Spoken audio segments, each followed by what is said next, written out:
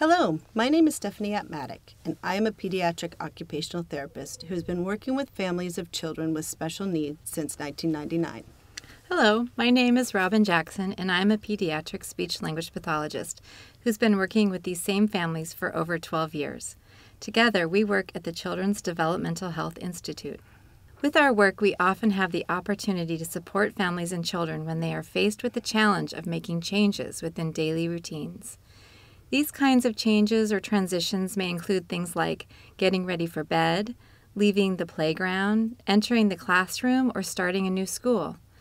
We will be looking at what skills and strategies you can use to help your child be successful with transitions. Transitions require a child to use and coordinate lots of different skills. As a speech-language pathologist, I look at a child's ability to shift her attention, retrieve memories, and predict what could happen next.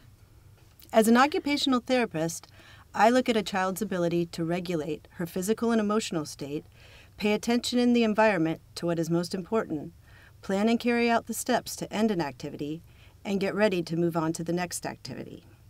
There are several questions to consider when thinking about the difficulty of a transition. How familiar or routine is the transition? Does this transition occur every day, such as getting dressed? Or is it a rare occurrence, such as going to a birthday party or out to a restaurant? How familiar is the next activity or environment the child is transitioning to? How familiar are the people involved? In other words, does your child know the people involved, or are they strangers to your child? Will the transition be a short one, such as leaving the house, or a long one, such as going on an airplane ride?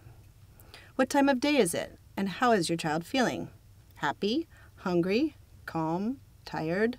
All of these can impact how well your child is able to handle a transition. Familiar and routine transitions are easier because your child has memories to help predict what will happen next, and also has the experience to know how to participate. When your child does not know what to expect with a change, she may feel uncomfortable or anxious, which makes it hard for her to be successful. How he or she participates in the transition may not be as successful as we would like. In other words, this is when your child may be rigid or have a meltdown. In order to help your child better predict what will happen next, we can use a variety of different strategies. First, it is very important to use language that is developmentally appropriate for your child. Describe the current situation, what your child can expect to occur, the steps to take during the transition, and how to get ready for what is going to happen next. Visual helpers help your child map out the steps of the transition so that he or she knows what to expect. Some examples of visual helpers are prepared photos or images, quick drawings, or social stories. Just like adults use Post-it notes, day planners, or smartphones, our kids benefit from these types of visual helpers, which can help to decrease stress during transitions. A visual timer may also help your child understand the passage of time, allowing him or her to more independently anticipate and prepare for the end of an activity and the change to a new one.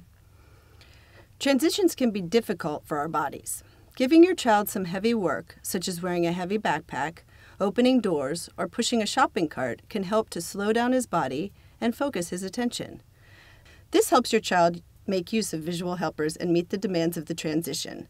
Successful transitions will be a lot easier with adequate sleep and nutrition.